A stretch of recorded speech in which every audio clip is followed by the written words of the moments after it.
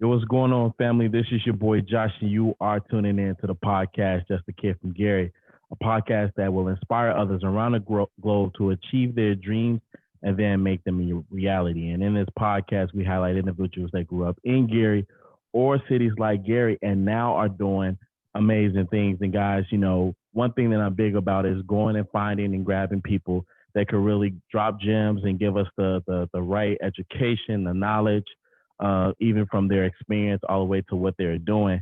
And today I'm doing just that. Today I'm talking with Jeremiah King.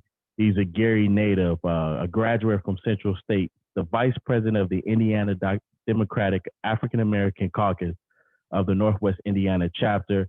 He's a commissionary of the Gary Redevelopment Commission and the founder of the nonprofit Building Leaders Advancing Community Knowledge known as B.L.A.C.K. Jeremiah, my man, how are you doing? I'm surviving, brother. I appreciate the intro, man. It sound like you speaking from the heart, brother. So I Yes, appreciate sir. it. Yes, sir. I meant every one of those words. I meant every one, man. Well, you know what? Since I gave you an intro, why don't you go ahead and give the audience your own intro? Kind of give us a bio and kind of what you're about and what you're doing and where you got started. For sure. So again, my name is Jeremiah King. I'm the founder of the nonprofit or Gary-based nonprofit B.L.A.C.K, Building Leaders Advancing Community Knowledge. Where essentially our mission is to provide healthy, economically sufficient, and healthy options as it relates to building our community. So that's our mission in a nutshell. I'm the commissioner on the Gary Redevelopment Commission. That's kind of like my starting point as it relates to really trying to get a seat at the table. I'm a proud graduate of Central State University, like you said, and all those things kind of correlate. So when you go to college, you were up against people from different states. And there's where I kind of build on my love for the city.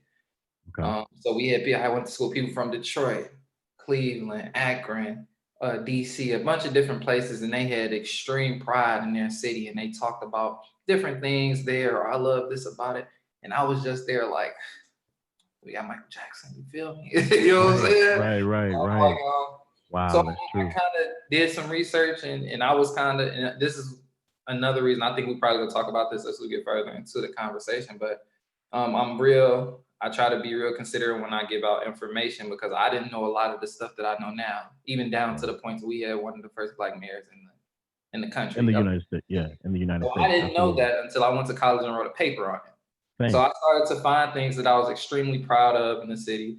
And as a millennial, we're the generation that they say they can't get a hold of. So that's why I started my nonprofit to kind of speak to our generation. So that's kind of, and it's not a lot to look forward to growing up in Delaney. So you know what I'm saying? The Lady Yeah, Project. All these things I learned were kind of built from high school to after college. So sure. What was growing up like for you back in Delaney? Um, growing, it was fun actually. It was really fun. I played basketball. I Mhm. never really had like hoop dreams, so I was just like kind of good. I was a honorable mention all area. You know what I'm Right, saying? So right. my senior, so I never really had hoop dreams. So I never really like, oh, I'm about to hoop and go to the league, or I'm about to. Because to be honest, college wasn't even an option. It never was even really talked about. That's true. Of course, I'm a first True. generation graduate. Grew up in a single parent household, had two other sisters and a little brother who's still in high school, who has to go to school in Maryville because of different things that are happening in Gary, which is I'm sure we're going to talk about as well. Exactly. I was we're going to definitely get into that too. For sure. So yeah, it was fun though. I was a quiet but known kid because I played basketball. Not really known, like popular known, but like people just knew me as the guy that played basketball. Yeah. I was kind of even more so known because of the people I hung around, actually. So I was real quiet. People knew me as like the smart guy, I guess, especially when I started wearing glasses. So yeah, that's what kind of what my life was like. It was fun. Gotcha. Gotcha. Man, that was something similar to, because I grew up in the Glen Ryan, Etna, the Miller area. So for me, it was fun too. We got into our stuff. Don't get me wrong. We got into our stuff, but it was morbidly fun, for the most part. We had a good childhood. Now we experienced some things that, kids shouldn't see, which I know a lot of people that tuning in probably can attest to that, the things that they're seeing versus, it's a different reality, what we see. But and we're gonna get into that. But I'd like to go back to something you had mentioned, and you were talking about the education. You said that your sisters had to go to Maryville in order to get a decent, or I guess we'll say a better education, maybe. I know I went to Maryville. It wasn't because of trying to get a better education. It was unfortunately my grandmother passed away, and so we had to move out of the city. She gave us her house, and then one thing led to the next. Then I'm like, oh, better education. So tell us, like, how did you even get to college? Because college was not a thing that was promoted for us. It was play ball, maybe get a trade, and then the streets, if not, the streets got it. Yeah, So for sure. talk to me about your experience. So my experience about how college came about, or Mm-hmm. education in general. First education. Sorry, I did compact that. First education, and then how that rolls into college. Because it's all related. Actually, it's Absolutely. my story. So how college even became an idea, or even knowing that it was possible. Mm-hmm. My freshman year, I went to Lewis. Of course, I played basketball there. I made some of my closest friends there, but of course, college just wasn't talked about. Like, yo, it wasn't an option. As a freshman, it never even came into my head that I can go to college out of state and do something. So it wasn't until that summer of my freshman year I met who was my mentor and one of, what I'm saying, somebody I called for anything. Mm-hmm. Alan Gaines. He's an author of a book also that I'll pub in a second. So he's my mentor. I met him. We had a conversation coming back from a tournament, a basketball tournament in Fort Wayne, I believe. He asked me, say, hey, where you playing at next year? I said, wherever you coaching. We had developed a bond that way, to the point to where that was, my response. And he was at a school that I won't name, but I'll say his location on 5th and Washington, only because I don't mess with them like that. On 5th and Washington, a charter school on 5th and Washington. We all know. We all know who that is. Yeah, I just won't get him no pub. That's right. That's another conversation. I can tell exactly why. But so I met him. I transferred there, where college was not only possible because of him, but in that building there were Black men that came from the same circumstances that actually graduated colleges and doing some of the things I could have seen myself doing, and actually I do now. So it was there where college became possible. He's the reason I went to an HBCU. He took me to my first HBCU. He took me to Tougaloo, which is where he graduated from, in Jackson, Mississippi. And of course, we ended up going to Jackson State, which is where I wanted to go, but it was just kind of too far. So, so I didn't go. And also that's kind of the same reason why, besides I'm a role model for my brother, so he kind of knows now, but that's why he had to go to Maryville. Because of, especially since I'm older now, the politics around education now, specifically public education now, that's including the charter schools.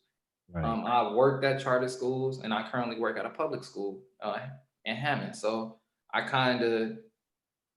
wouldn't send my child to a charter school, but what they did is they made us think that a charter school is a different education, and and teachers actually work harder there. But because of the situation in public schools, it's hard to be competitive with salaries because they don't have any money. It's hard to be able to equip those students with the same opportunities and even equipment necessary to fulfill this generation's educational needs. So but it all goes together though. So I can, it's frustrating also. So yeah, that's where I got my start, and that's how I got to kind of where I am now in the way I view education currently. Now you said Central State, that's the HBCU. Was that decision because, you just wanted to support a Black college, or was it more of, just looking for that experience? So with my mentor, he kind of, like, I knew how to think. So that's what kind of was what I think, or people say, separated me from different, like, I thought on deeper than the surface. Like, but at that point, I just knew to ask questions. I didn't dig deeper than that. What my mentor did was push me to dig deeper than that and be able to investigate. and make my own articulate my own opinions in the way I view things, up until the way I do now. So what had happened was I love Black people. That's what ended up happening. I learned the history of HBCUs when I went to Tougaloo. And I said, there's no way that I'm not going to an HBCU. I didn't even know about the experience at that point. Even when I went down there, I wasn't as privy to the experience. Right. It was just the fact that I love Black people and other views that I had that made me want to go to a historically Black college. So, man, that you're probably one of a lot of people that understands the importance of it and just importance of loving ourselves. I went to a PWI and then I fell super duper in love with Black people because I did go to a PWI because it showed me how sometimes ridiculous, saying other people could be in a perspective of just understanding, saying how the world works, connecting and working with each other and building and all that other stuff, man. Like it just gave me a heart of drive for like, man, whatever I could do to help liberate Black people as well as, saying ourselves and our own economic situation, let's do it. So take my hat off for you for even understanding that even at a younger age. Like you said, you was a free thinker. And we're going to even get into that too, like, about being a free thinker. But kind of let's go back to a couple of things that you're doing. I want to talk about the commissioner of the Gary Redevelopment and what you're doing for them. And then what can we see, saying in the future? Is there future projects that we can see? Are there, saying some cool endeavors that they're working on? What's happening with that? So on the Redevelopment Commission, I'm the council's appointment. And the role I play on the council, on the commission, is a kind of a role I created for myself. So like my first year, I kind of just wanted to sit and learn from the people around me. And I learned some, but what I learned most importantly was that there are no right or wrong answers. There are no stupid questions. We all don't think the same. So you bring something unique to the commission. So what I bring to the commission is what I think are logical questions. And what I mean by logical questions, questions that like, why didn't you ask that? Or okay, like, this is what, and it's the perfect example of if sense was so common, then everybody would have it. Because you're asking a question that you think everybody is thinking about, but they're not. So instead of sitting back trying to listen and wait for them to ask the question, I start asking those questions. And a fun fact also, nobody has voted no to anything since I've been on the commission, but one other time with me, and I was the only one that voted no. And one of the things that I was most frustrated about, and you talked about some projects that's coming up, they're about to put another Dollar General on Broadway on what, 13th, I believe. That's something I voted against. And the response from like the administration, I don't know if they, this might be controversial or something, I don't know, but they expect our community to grocery shop out of the Dollar General. Shop out of a Dollar General? Same thing I said. They said. don't even sell produce. And off the top of my head, I'm like, well, people don't necessarily go to seafood places to buy chicken. That this might be on the menu, but we don't want chicken from a seafood place. That's true. So why the hell would I want to buy produce out of a Dollar General? Not only that, but there are 10 other Dollar Generals or Family Dollars in the same vicinity. That's true. So within 5 miles. So that was my way of thinking. I'm like, y'all didn't think of that? Y'all didn't. Now, real quick, how much money do you know how much money like Dollar General bring in or these Family Dollars bring in? So why they're so like pivot to a Black community or just a minority community? Yeah, that's one of those things that me personally, I think that either it is an income generator or two, it's to suck money out of the community. Whichever one, it's not anything that's great. I think, and my comments were, that doesn't address the food desert that we're currently in. Yeah, because huge that's food desert. Huge food desert. All throughout the city. Yeah. And I'm thinking like, it's a lot of people, and I won't say specific parts. I don't want to make too many enemies after this conversation. But there are certain parts of Gary that they live here. They don't have to come here into other parts, so they don't know what it's like to not have a grocery store to go to. True. They don't know what it's like for somebody to expect you to shop out of a Dollar General for your groceries. Now it's a low income area, and we all know this. And that's the way they justify bringing a Dollar General in the first place. Right. So so that's one of the projects that I was most frustrated about. Another thing that made the news was the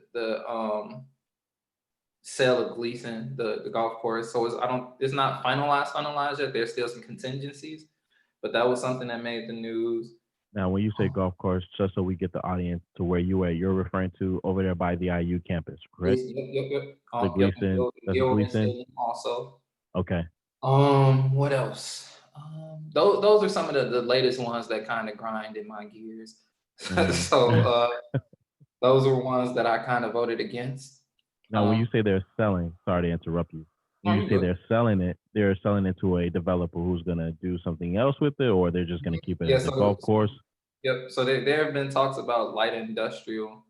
But however, which is another reason I voted no, the councilwoman of that district, Councilwoman Linda Barnes Caldwell, is against any light industrial anything in a residential area. So that would take some rezoning, and rezoning has to go through council.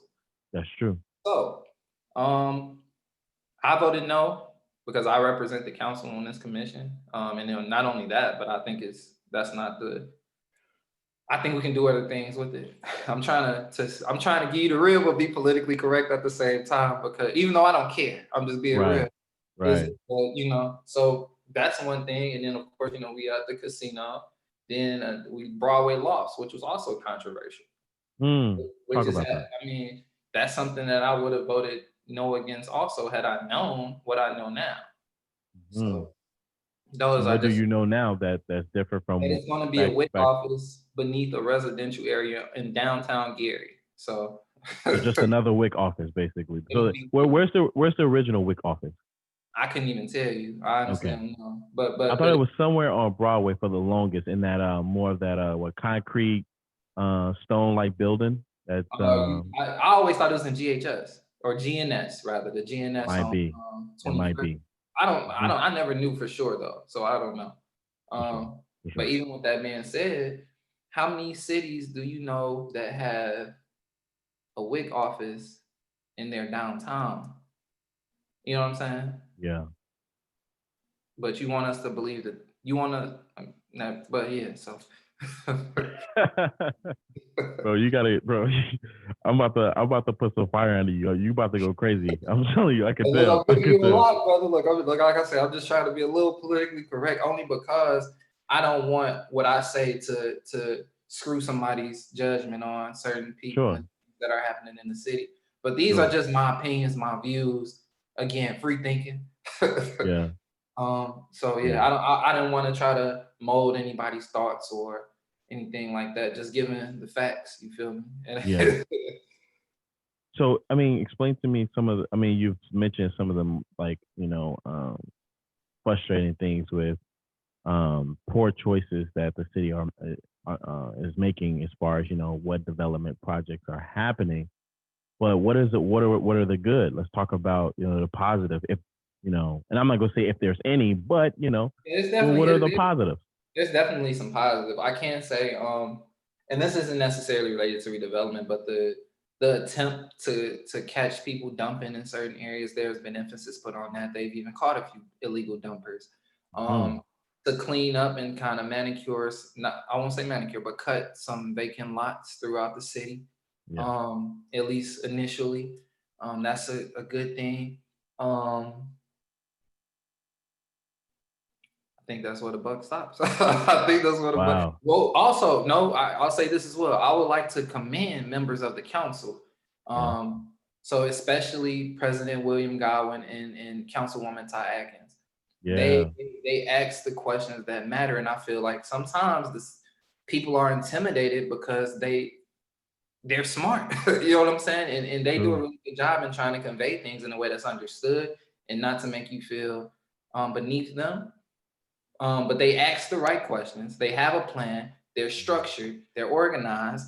And they're young. The same people you guys say you can't reach. So I don't understand the resistance. But I fully support those council people to the fullest. If they ask me to do anything, I'll do it. I'll support anything they need me to. Respect, man. By the way, I'm gonna put a request for you when you see Councilwoman Tayek, to let her know that she got to do this pod. I had reached out to her before. We had a good conversation, and I know she's been busy, especially with the lately, the latest campaigns that she's been doing. But let's get into let's really get into and dive deep into this caucus that you're a part of, because I think that um, as we're going through this period of voting and the importance of voting, and me personally, I have my own opinions about it, just to be transparent with you. But I'm gonna go ahead and give you the floor to allow you to kind of state what it is and why it's so important. So the Indiana Democratic African American Caucus, or also known as IDAAC, Mhm. is a statewide organization for the Democratic Party, African Americans in the Democratic Party. So what happened was, from my understanding, because of course, Councilwoman Ty Atkins took the lead on reestablishing the chapter in Northwest Indiana. Yeah. It used to be a historic chapter, so like uh, Earlene Rogers, who's the senator, who was the senator, Mayor Hatcher was heavily involved. Hmm. Councilman Charlie Brown, who's the county council. Um, These all are these legends, by the way. These are legends. legends You for feel me? sure. So Legends. they started, or they were a part of um, the chapter here in Gary, but over time it kind of fell off. Yeah. So I believe like the last time this chapter was active, it was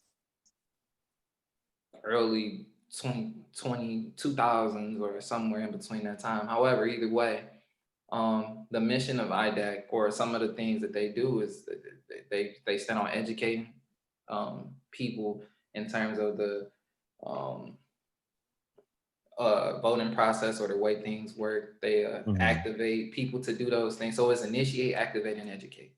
Hmm. So we want to make sure people are aware of how politics work, um, their obligation as citizens, if you will, Yeah. and how you can make a change. It's just an organized effort to do those things.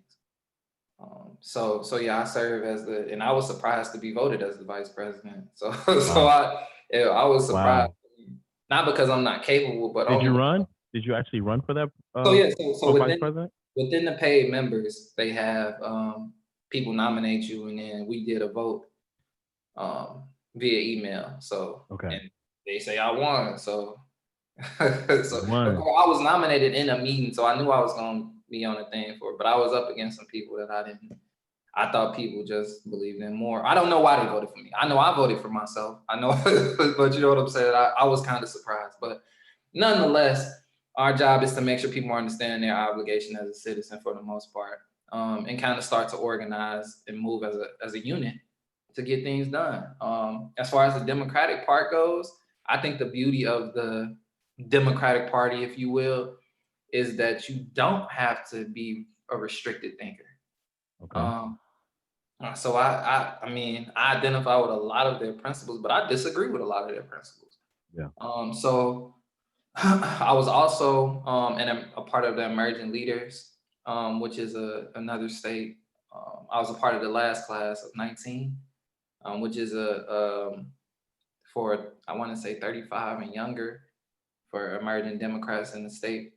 Hmm. I was a part of that class where I'm not gonna say fell in love even more with the party, but just that effort alone lets me know, like, oh, we need to take this more serious, Yeah. so to speak. So, but yeah. Wow. Okay. So I mean, I want to you mentioned people being aware, right? And I think one of my largest or just major frustrations with um people and the information that they know or understand is people have more rights, people have more power than they've been told or what they know. So from my understanding, people even have more control over what happens in their community, what happens even down to their block, right? You don't even. Um, but I remember at the event that I met you at, we were both expressing our opinions on it, and my bare to the bones opinion is that I feel like politicians sometimes takes the power away from people as they try to empower the people. So it's almost like, give me your power, trust me, and I will do the job that you need. But in actuality, are they really completing that job? And this is something you could probably piggyback on to bring some clarity to it. But what are they doing to really put the power back into people's hands? So when you say that, there's been the I'm a Laker fan also. Before LeBron and even post LeBron, I'll be a Lakers fan. And I say that because with them being up 3-1, there's a clip going around on Twitter where Kobe was like, job finished? You think the job is done? Or whatever the case is. And that's what I thought about when you said what you said. Of course, we vote for them. But after that, we have to hold them accountable. The same way we voted them in, the same way we have to hold them accountable. You know what I'm saying? So they made promises. Not only that, you have to know exactly what their roles are. I remember one time, because B.L.A.C.K did a thing where we sit down with candidates from our community in Gary specifically. And I did this with the congressional race, and I did this with the last mayoral race or election. So we did it last May, and I did it this last election with the congressional candidates. But we sat down with them, and when we were in even larger settings, after sitting down with them, we realized that people don't know the role of the mayor or the role of the council per se. I remember being in a meeting and somebody asking about the schools. You elect the school board to deal with schools in districts. The mayor is not responsible for the school district. Right. The superintendent that your school board hires is. Right. Nobody asks the school board any questions because they don't know that. Not everybody, of course, but people don't know that. The mayor has nothing to do with education. Right. Of course, and I'm sure we'll talk about this too with the referendum. Of course, an endorsement from the mayor would do a lot. But no endorsement mustn't mean he doesn't support the referendum. But we'll talk about that too, I'm sure. But they need to understand how government works so that they can hold the people that they elect accountable. Where can they go, real quick? Where can they go to find that information? I mean, because to me, it's not. I mean, it's public, but people don't have access to it, right? Right, and that's why I said I'm conscious of the way I talk to people when I give them this information, because I didn't know it. Yeah. You feel me? So I don't want you to feel stupid when I'm giving it to you. Right. You know what I'm saying? So to be quite frank, where you can get it from, it started in elementary school. You know what I'm saying? But besides that, besides that, even and that's why I started B.L.A.C.K, to be able to have a direct place to point you to answer these things. But then plug it, bro. Because literally, like, if this is the place where people can go to get that information, then civic engagement is one of the pillars of B.L.A.C. Okay. So that's why I even sat down with these candidates, so you can learn the candidate, learn what their roles are and what they want to do, so that you can hold them accountable. Okay. I always try to express to people that the power is literally in the people. It sounds cliche because we heard it during the civil rights age, but the power is literally especially in Gary. Yeah. If 100 of people our age went to City Hall demanding something that we know could happen like that, I'm pretty sure it would happen like that. No, it would. You know what I'm saying? So, but not only that, stop letting the media control the way you think, especially in this area. You'll never read me saying anything negative, intentionally negative about the city. You may hear me be critical or expressing my thought. Yeah. I'll never, on purpose, say anything negative about the city in a newspaper outlet. From the Times, the Post, none of that. Yes. Because they cover Gary like we're a soap opera. True. You feel me? So it's I'll never say anything negative about the city publicly. But to answer your question, you can go find that information within IDAAC. Get active in your community. And it's kind of gonna be like, oh, I didn't know that. It's gonna be stuff so simple that you go start to be like, oh, I can be way more involved than I have been. Right. Because now this makes a lot more sense to me. You feel me? So I think it's that simple. Even if it's as simple as you want to start to clean up your block, just start off by learning the roles. Yeah. Yeah, that Dr. Claude Anderson has this 5 stories of economics, especially in the Black community. Oh, you got it, perfect. Powernomics. There you go. By the way, go get that book. You already have it, but the audience, go get that book. I recommend it. And while you were talking about economics. Well, you were talking about the media, and then his 5 story is economics, politics, justice. Media is the fourth, and then education. But media is so strong, it's because media could create that narrative. How in controlling our narrative, right? In controlling our narrative, are there ways, in your opinion, that we can control our narrative? I know that we have this like forecast of like ABC, Fox, saying, like you said, they're covering us like sitcoms. Anything, sometimes something happens, which is negative, it gets blasted. And I know you put me to a challenge. You was like, yo, find me a news article or some type of news forecast that just spreads positivity over the city. Yeah, I still have to send that to you. I know where it's at. I got it, but how do we control our narrative? That's my question. I think you started it. You started your own podcast, and you have real people from the city to come and give their stories or tell what's really going on here. So that's what I think the first step is, telling your story. I think that the work actually starts within us. We got to get rid of the I don't want to say slave mentality. I try not to use that comparison because slavery was some real stuff. But it's the mentality that comes from that, man. It's you think you better than me because you in the house now. You forget, you know what I'm saying? You still Black type of thing. So when these people get certain positions, they go on the defensive because they feel like we're judging. Yeah. So that prompts them to say, um, oh man, I think Councilman such and such is tripping because he said this, but they're trying to attack me, so I'm gonna attack them. You know what I'm saying? Yeah. Which is corny, even. True. So True. the work starts with us. We gotta love ourselves first, even if it's just within the community, not just Black people. Within the Yeah. community, we gotta love ourselves, and then we have to create our own trusted media source, or you know what I'm saying, for ourselves, just for us within that community, and be able to convey what needs to be conveyed through the news. And like I said, you started it. You started your own podcast. So I think that's the Yeah. first. Yeah. I think that taking control of our narrative is very important. I've been very passionate about that, and I know a lot of people are passionate about that. I know a guy that does a podcast named DeWine Marrero. We call him Rico, but he's got a couple of things that he's working on as far as trying to recreate that narrative, show a different light. And I think that's really important because, I don't even, if if we don't do it, like you and I or just other people, I'm afraid, sincerely, I'm afraid that um like the younger generation won't even understand what we understand, because see, what the hope we had was the stories that our parents would tell us. Oh, I remember Gary back in his heyday. I remember this. I remember that. People used to do this, because so much negativity is happening. And once that older generation is like, either they're older or they're, saying they're passing away, so they're not able to have those same stories to reflect on. How can this younger generation have this better perspective on the city?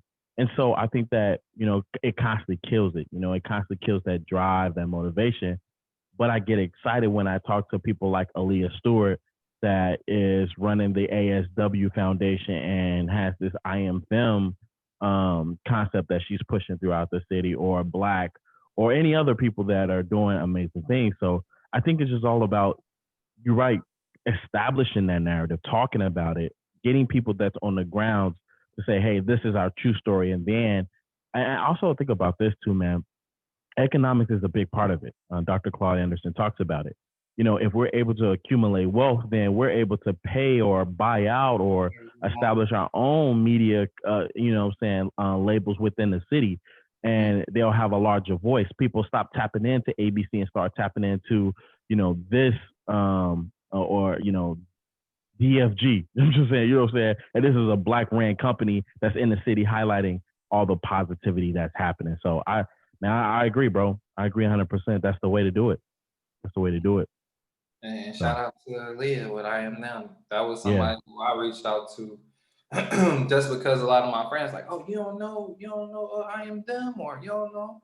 So I reached out and we sat down and talked, learned more about what she was doing. She learned about what I was doing, but I thought it was important for us to at least know who each other were, because we're the youngest people doing it, if you will. You know what I'm saying? Here No, in the for real. specifically, because when I came home, I reached out to a lot of different older people in positions that I wanted to learn more about or be involved with, and they weren't really trying to hear it. So, and I reminded them of this when I sat down with them during my run, sitting down with candidates and everything like that. I won't say their names. I don't want to put nobody on blast, but True.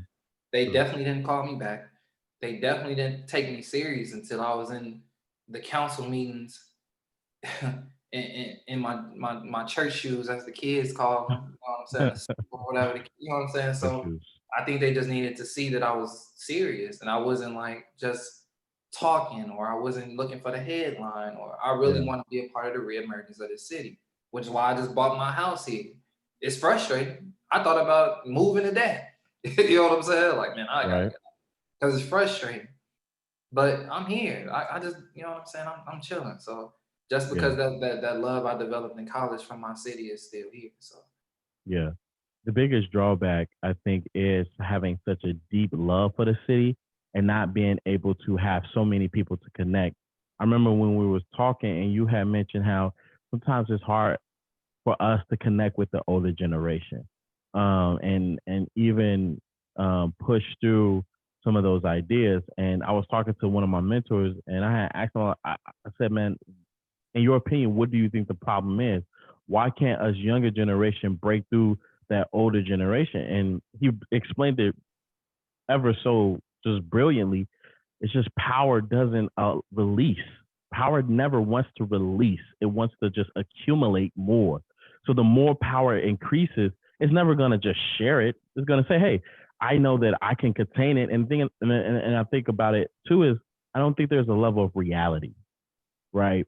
mhm. Us young people haven't really presented a true level of reality for the city. There's these things, small pocket things that are happening, but why have or not even why haven't we, but we haven't yet came to the terms of just collaborating on the largest endeavor that we can do, and then allowing that to be our voice. Similar to your concept, getting 100 people to go down to City Hall and say, hey, these are the things that we want, but just more in a more strategic, more dynamic or impactful way. So I kind of want to push back on something you just said. You said Sure. millennials haven't provided that plan, I guess. Neither have they. Neither have they. You know what I'm saying? That they haven't proposed a thing at all. Yeah. It's but and then the people that are educated and people can see coming back, it's still more of them. Yeah. We haven't been vocal. I can say that we haven't been as vocal. We kind of are off doing our own things and things like that. There haven't been a unified front of millennials to present an actual plan. But again, we don't hold them accountable for not doing it either. Yeah. You know what I'm saying? So I think that's one of the frustrating parts about all of it. So yeah, I think I think a lot actually. I'm trying to be um as honest without being too specific, Mhm. because efforts have been made. Yeah. Efforts definitely have been made, multiple. Yeah. You know what I'm saying? Some people are more accessible than others. I'll say that. And True. the people that know, they'll know. That's true. That's true. I give you that one for sure. But I kind of even how I think about it is too is it's just not so much that we haven't um and they haven't, but I don't think they've given us the right tools to even do it. Right. So how, like, for example, if no one ever teaches you how to talk, how do you learn how to talk? Mhm. Right. But it has to be someone that gives you that understanding. So if they don't teach the youth on how to be vocal on what they want, then because think about it, you and I, or just our millennial group, we have the next 50 years, right?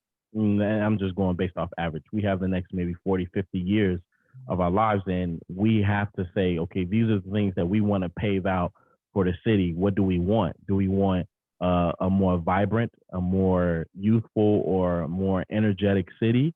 Or do we want to continue into this narrative and allow someone else to do it? Do we want to take charge? And so that even leads me to, speaking of taking charge, what you're doing with, Black, and how Black is taking charge, and you're using that to educate people. Why did you start Black? So when I came home, it was even before I came home, I just wanted to know. It started as just a group of us, like me and my homies. You know how people just we wanted to put a logo on something. You know what I'm saying? So Supposed to be candid, right? I created like a fake mission actually after listening to J. Cole's 2014 Forest Hills Drive.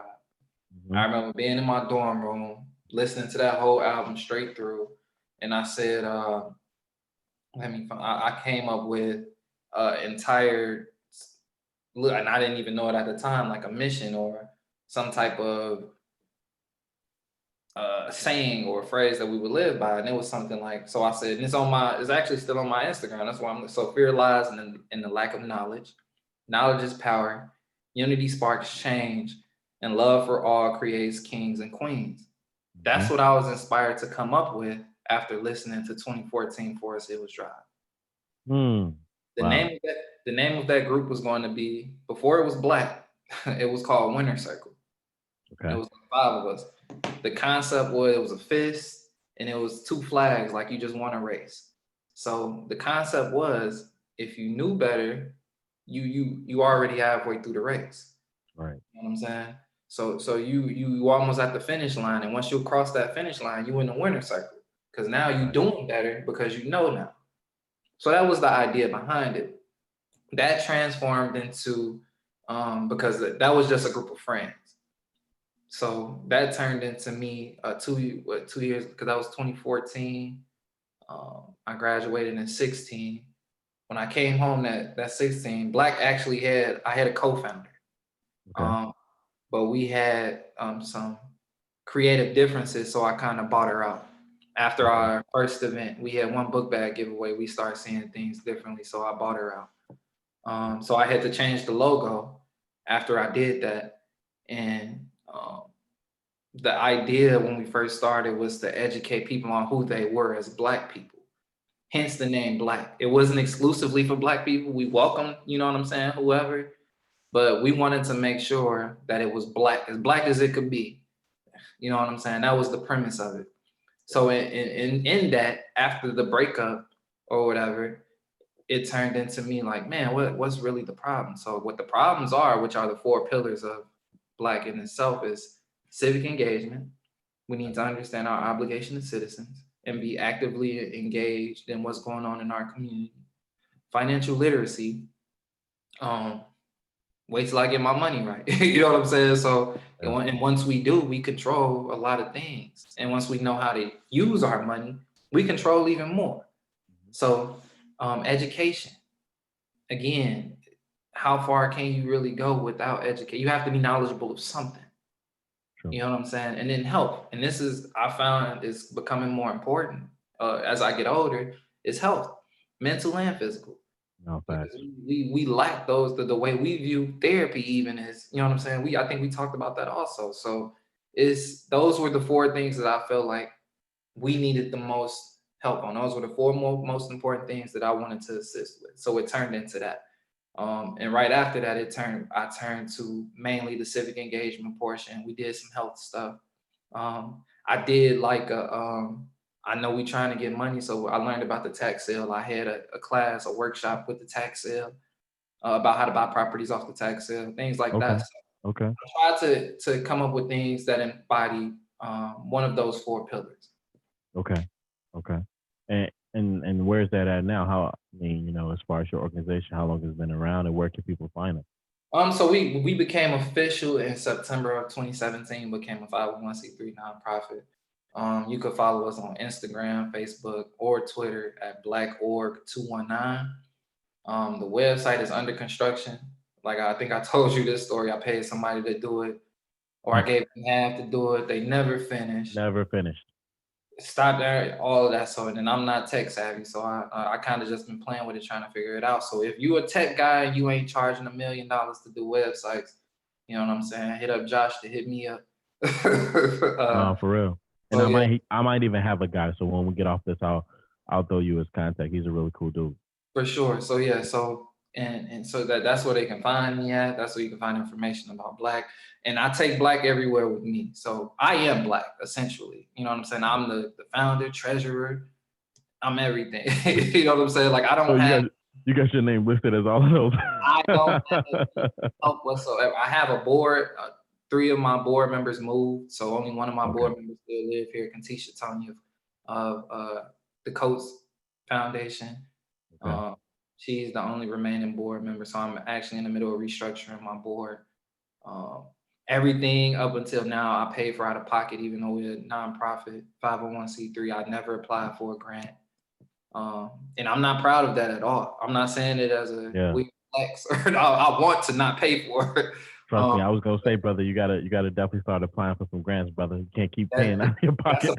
That's a part of growing up. Like I say, I'm by myself. You learn, yeah, that's true. I'm learning, like, you know what I'm saying? So that's where I'm at now.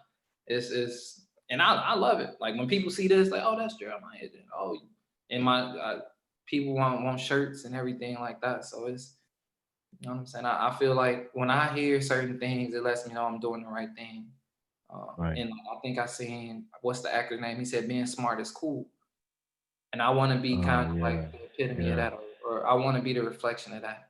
You know what I'm saying? Like it's cool to be smart. You don't gotta be, you know what I'm saying, toting 40s and things. You could do both. You could tote your 40 and be smart. You know what I'm saying? That's Like true. That's true. exactly. So I try to be the example of that. All my friends is like the hood is of the hood. You know what I'm saying? But Yeah. and we balance each other. You know what I'm saying? Like they didn't. I make sure they know everything I want everybody else to know. I want them to be engaged in their communities. And True. even at one point, my friends grew up on the east side of 49. So when they started tearing those down, it was illegal dumping going on over there. It just looked real bad. They start tagging me. I think it was even on the news. They Mm-hmm. start tagging me on posts and, oh, Jeremiah, you gotta do something about this. I'm like, for one, I didn't live over there. You feel me? You know what I'm saying? Right. But they tagged me because they knew I could make something happen. Right. So, like I said, I reached out to the Mayor Karen at the time. Shout out to her. I miss Mayor Karen, but she actually got it. She guaranteed me that it'd be gated up in the next few days, and it got gated up, Respect. and cleaned and everything like that. But I think it was a move on the media again to try to make her look bad. Yeah. You know what I'm saying? Yeah. So, which is why I took care of it the way I did. So, but I Let's say all take that to say that they reached out to me because they knew that I was they knew active. that you can get things Yeah, done. Talk about yeah, that action, was the point. action driven. Yeah. Mhm. I think, and I think that's what we lack in the city. I think we lack actionable people. You know, I'm not gonna say any group's name, but I was a part of this one organization, and I I gave them tons of ideas on how to move their organization forward, even things that they could do, and it's like you're talking to a snail. You know what I'm saying? It's like trying to really get things done, and you can do so many things, and there was just small achievements, do something here, do something there. So the fact that you are getting things done and you are playing that actionable piece, you obviously stand outside a lot of your peers. I want to shift the conversation a little bit to more internet, well, not internationally, but more nationally than just focusing within our four corners of GI. Mhm. I was looking at the I didn't watch it when it came out, but I was looking at the debate with Trump and Biden, and someone that like you're in that political arena. I'm not sure of what you can and cannot say based off. Okay, bet you can say whatever you want. Cool. All right. Well, I first wanted to help break it down because you know I feel like people get caught up in some of the things that doesn't really matter. The arguing, the bickering, the childish behavior, and to some extent, even on policies, what matters and what does not. I think people get really caught up in that. Kind of helps center the conversation around that. At least from your perspective or opinion? Find something that matters to you and vote for the favorable candidate that favors that. You Right. need to, so for example, um, I'm not sure how true it is because I haven't really done my research with this, but I seen that they were going to forgive the loans for HBCU graduates. Yeah. I'm voting for my homie Joe. What you mean? That's one of the things that matter to me, student loan debt. Because Right. honestly, I was a Bernie Sanders supporter. Yeah. Um, say what you want about him, you know what I'm saying? But I agree with him the most on views that matter to me. Yeah. I'm really not too concerned with, and maybe I should be, but with who's getting a tax cut and things like that. Of course, I think that the people that's making the most should give the most. Of course, I think that. And So eventually you would. Yeah. exactly. So but I think people, like you say, centralize it, vote your interests. Don't even think about party. It just so happened that my interests align with this party the most. Yeah. I definitely feel as if women should make their own decisions as it relates to their body. But I also understand there's a candidate, she's a Republican candidate, I think it's in Georgia, she's running, she was on the Breakfast Club. And she was talking about her views on um, abortion and how Black people have the highest mortality rates and things like that. I feel Yeah. it. It's pretty up there, man. It's up I there. feel her 1,000%, and I get what she's saying. However, I always feel as if women should have the decision to do whatever they want with their bodies. Yeah. Well, you won't hear me say anything about unless I'm asked. You think I should get an abortion? It's, what are the circumstances? You feel me? Like, Right. Right. if you want my honest opinion, I'm pro whatever the woman wants to do, and that's a stance that the Democratic Party takes. Yeah. So I go with to, like you say, to centralize it. Vote your interests. Vote your. They say Trump running. I have people Trump running in like a businessman. We the real. We getting money now. And that's the. He don't like you, bro. Like you were. He's a people consider him a racist. You know what I'm saying? For Yeah. multiple reasons. They forgot he took out that full page ad in the newspaper for calling people predators and they need to be arrested and things like that. So, Right. but also one thing about Joe, they always bring up that crime bill. A lot of Yeah. people supported that crime bill. True. You know what True. I'm saying? And I'm not vouching for him in no way, because of course I'm not with it. Right. But vote your interest. That's really what Yeah. it comes down to. Yeah. If this man wants to put a store on the corner of your house and you want a store on the corner of your house, vote for him. You know what I'm Right. saying? Vote with who you Right. align with the most. But that means you got to do your research. Yeah. Like, I have to don't push fall in back. love with stuff that don't matter, like you said. I have to push back just a little bit because you know, I it's been this weird energy around the whole this election. This energy of vote. And I feel like whenever the word vote comes across the media or whatever, it's a finger, and the finger is pointing to the Black community, and it's suggesting that we vote to get one person out and bring another one in. And my fear is that we don't do enough research to understand what both could be, evaluated. And so I always start with the concept of do your own research. And research is so important because I think that we have been forced so much to move on an emotional standpoint. For example, I'll be very transparent. And on this platform, I try not to state, okay, which side if I am going to be. But when Barack Obama was running, I weeded out a lot of and this is his first term. I weeded a lot of the uh, logistical thought process and went with more of the emotional because everyone around me, right? So at that time, I was impressioned by my mom, my aunts, uncles, and I mean the joy you can see on their face as we get our first Black president.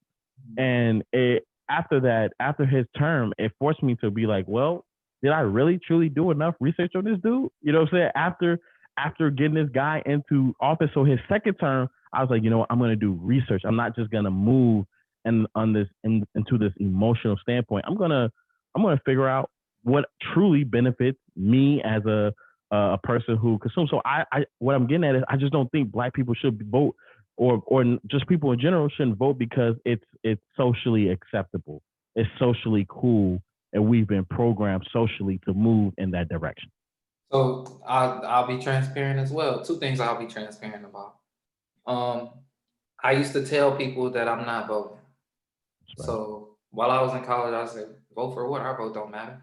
I was that guy. I was so pro-black, man. That shit, our vote don't matter, man. Y'all crazy. I was that guy like my freshman year. Like when I first turned, I didn't vote when I turned 18. Okay. So I skipped an election. However, and then the second thing I'll be transparent about, you were probably at Maryville and took the same thing. I went to Maryville for a trimester. So I think that was his first term when he ran. He ran against John McCain. Yes, they gave us a blind sheet. And I agreed more with John McCain about like three different issues. Three issues. No, but for real though, bro. For real though. So I'm like, man. So I was like, man, y'all voting for him because he black, this, and all that. For a second, after that test, I said that for a second. However, with the first thing, people died, literally, just for you to have the right to cast a vote. Fuck if it mattered.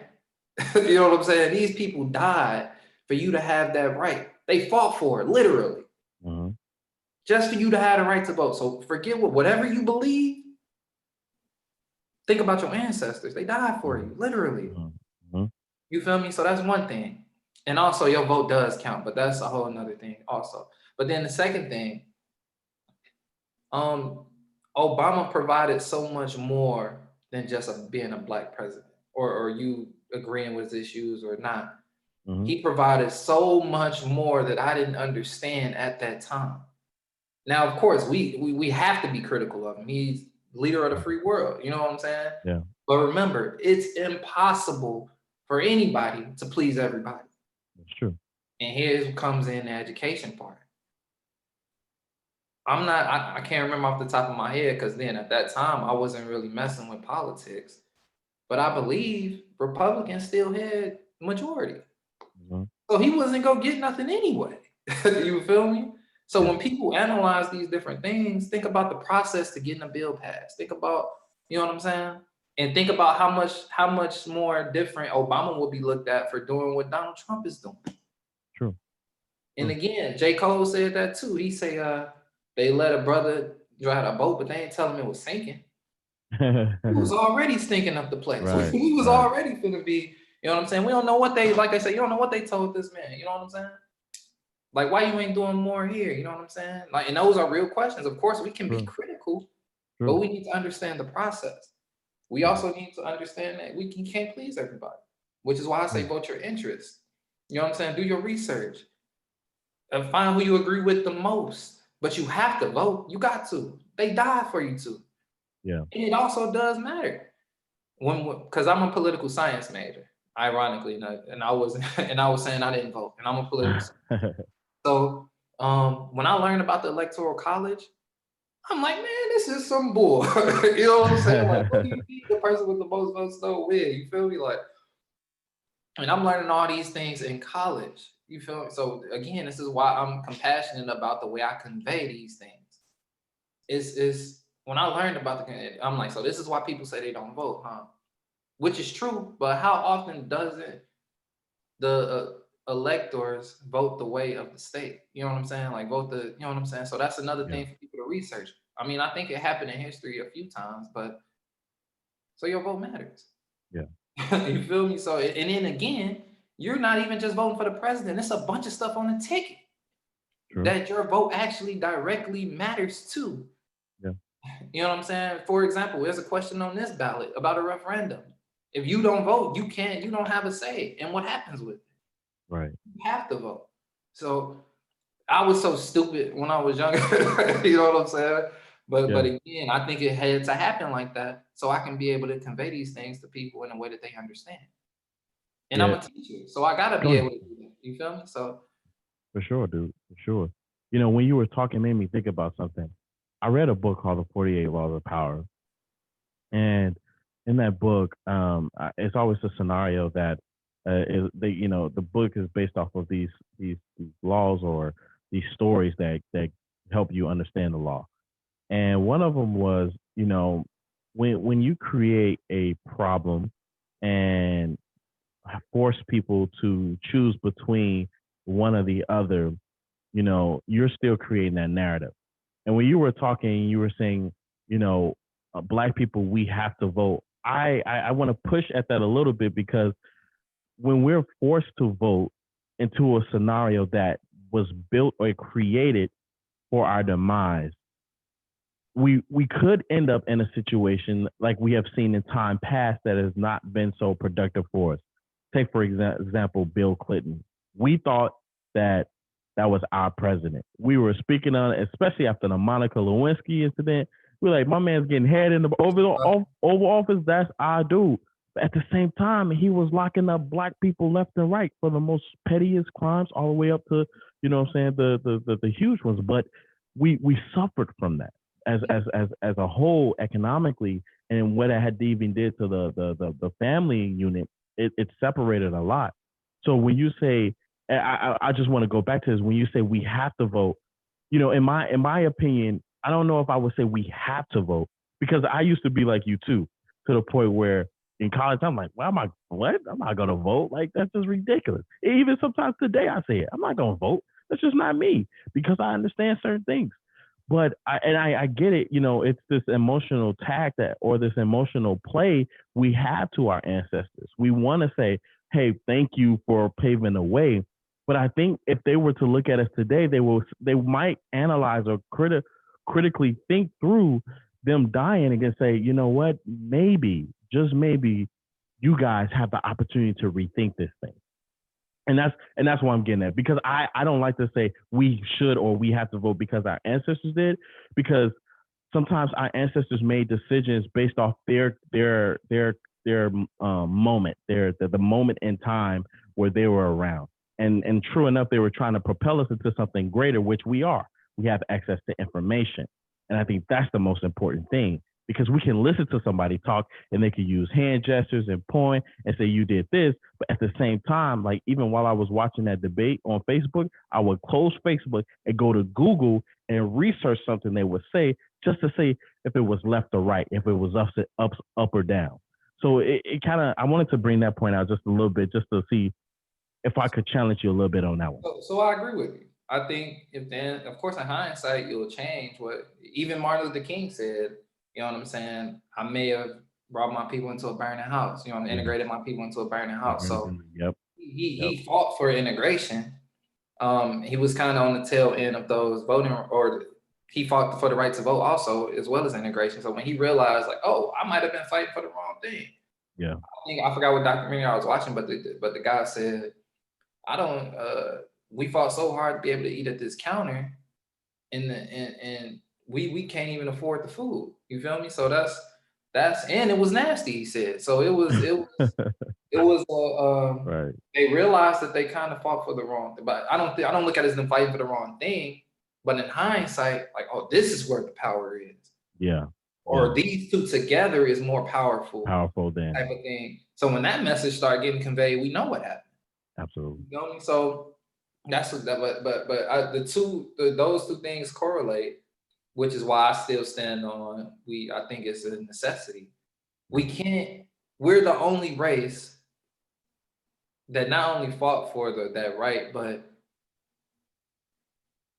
we question whether or not, because we're not educated, we question whether it matters, or we challenge as a unit our participation in. But so I take all that back that I just said, because what I'm really trying to say is that the confusion comes because we don't have an agenda. So let's say that. That's where I think the confusion comes in. I was even confusing myself trying to figure out how to say it. So we don't have an agenda. So we don't see the effect of voting because we don't do it as a unit. You feel me? If all of us came together and voted a certain way, we could get whatever we want. And it's easy to say. You feel me? But and that's the difference in And that's why I say we all have to. You know what I'm saying? Because they get what they want. They put, not only do they understand the process, so they put their candidate in, they fund his campaign, Oh and they yeah. go vote for him. They Oh all yeah. do that as a unit. Yep. If we did that as a unit, the country will look completely different. That's true. That's true. So, You know, that's a book. That's a you taking a note out of Dr. Claude Anderson right there, where literally we should lobby our vote. Excuse me. We should gather our vote, unify our vote, and then lobby for the things that we want. But we haven't seen that. We haven't seen that yet. And so I'm glad I even pushed that, because they came to a greater outcome of, like that. And Killer Mike is really using this that strongly. He's really in Atlanta talking about we need to strategize on voting instead of just saying, hey, because think about it, as far as like everything that we're doing, as far as police brutality and what's going on there. Like, for example, let's take for example the Breonna Taylor incident. See, if we define everything that happened, they're able to give this guy a slap on the wrist and charge him with the bullet that went into his neighbor's house, right? But if they're able to get into if we're able to lobby for policies and legislation that could basically push against what's going on, then we can challenge it. You know what I'm saying? Yeah. So I think that's a better platform to be in, where we can challenge those things and then even suggest better policies, rather than just voting aimlessly and then saying, okay, Jesus grabbed the wheel, and then nothing happened. Yeah, for sure. I agree 100%.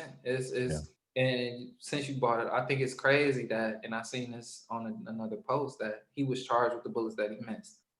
How is there no legislation to hold police? How is there no legislation for that? Yeah. And shout out to her boyfriend. He shot back. He understood his rights. That was his rights too. He was practicing right in his rights. Shout out to him, and you know what I'm saying, rest in peace to anybody who's died at the hands of the police. Anybody who's died, period, but who specifically died at the hands of the police, because that's a scary situation. I remember when it first became like a topic to talk about, like police, and I had just started teaching, my first year teaching, and we was talking about white privilege. And white privilege is, how is it explained, in my opinion, is not having to have that conversation with your kids about what to do when you're pulled over. Right.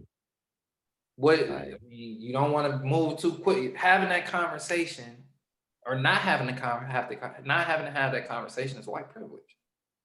You're privileged to not even have to have this worry. You're privileged to not have your life flash before your eyes anytime the police are behind you. Anytime you see those cherries and berries, true. You like, literally your heart start beating. I seen my whole childhood. No, for real, bro. I ask myself, am I gonna make it outside of this situation alive? That plays into the mental health of our people, which is why it's a pillar of, you know what I'm saying, a pillar of Black. It's easy to say, man, that police wouldn't have did that to me, man.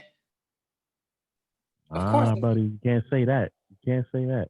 Exactly, but that play. I mean, like I say, mental health, man. It plays into the mental health of things, man. And it's extremely. That's one of the most difficult things, is to get Black men to agree that there's something wrong with their mental health, or they need to address something mentally, or they need to know how to cope, or they need to know how to understand their triggers for different things. You know what I'm saying? And I learned it, and I credit Charlamagne's book, Shook Ones.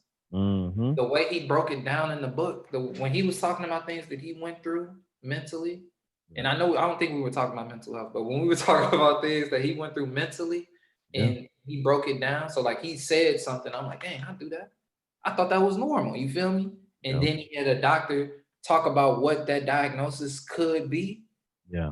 You know what I'm saying? And further, you know what I'm saying? Further talk about that diagnosis and why is it, things like that. I'm like, damn, I'm really fucked up. Like, I'm really messed up. No, for real, man. Not even considering my childhood, because that's the first thing we talked about when I went to therapy, was my childhood. Not even considering that. It ain't like and that's the thing. You thinking like, damn, my shit went that bad. But when you think about the way you are and you sitting in that therapist office, it's like, damn, my shit was fucked. You feel me? Bro, it's even to the point where, like, for me, I realized that there was things that were affecting me and even how I deal within business. So I came to this realization that the way I moved was based off my childhood. The way, and I realized that even I connect with people from Gary super, super fast, bro. Even in Indy, right? So I went going to Ball State. I could tell when somebody was from Gary. It's how they move. It's how they talk. It's just the synergy. And I'm gonna be real with you. It's a trauma though. It's a trauma that we're all experienced, and we move that way because of that experience. Yeah, you got, even when I went to Maryville for that trimester, I'm like, I actually, and this is when I knew something was wrong with me. Or actually, matter of fact, I was talking to, so my last girlfriend, she was from Maryville. And I'm single now for the lady, no. Oh yeah. My Pull up, last pull girlfriend, up. she was from Maryville, and she was so different. And I'm like, man, that's some Maryville stuff. I always found myself saying that, like, damn, something like that. That's some Maryville stuff. Like, man, we don't act like that. You know what I'm saying? And we always view people from Maryville as, soft. That was the immaturity Hey, in bro, them. let's pause for a second. There's a distribution. Some disruption in. Give me 1 second. I don't know where it's coming from. Give me 1 second. Mhm. So yeah, man, this has been a very phenomenal conversation. We're at a buck 11, buck 12 on the time, and I don't want to kill everything because I think that there could be a part 2, 3, and 4 to our conversation. But before you get out of here and before we, decide to end this, where can people find you? Where can people, connect with you if they want to learn more about B.L.A.C.K? I know you had mentioned it earlier, but kind of give us your platforms where we can tap in. For sure. So, Black's Twitter, Facebook, and Instagram are BlackOrg219. That's BLACK ORG219. My personal information, for the most part, is like Jeremiah King. For the most, if you just look that up, I'll come up. All my usernames have Jeremiah King, maybe like a number in it or something like that. So, you can find me there. Just feel free to reach out with any ideas you have. I'm always supporting Black businesses. Um, so yeah, feel free to reach out.